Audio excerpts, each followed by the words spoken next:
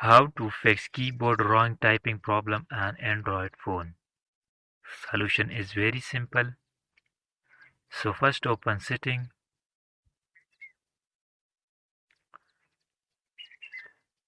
Now scroll down and go to additional setting.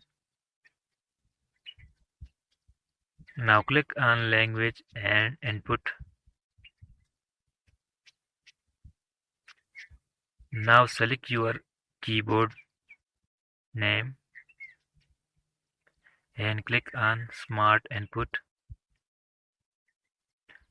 Now turn off this option Auto Correction. After that, the problem will be fixed easily. Thanks for watching.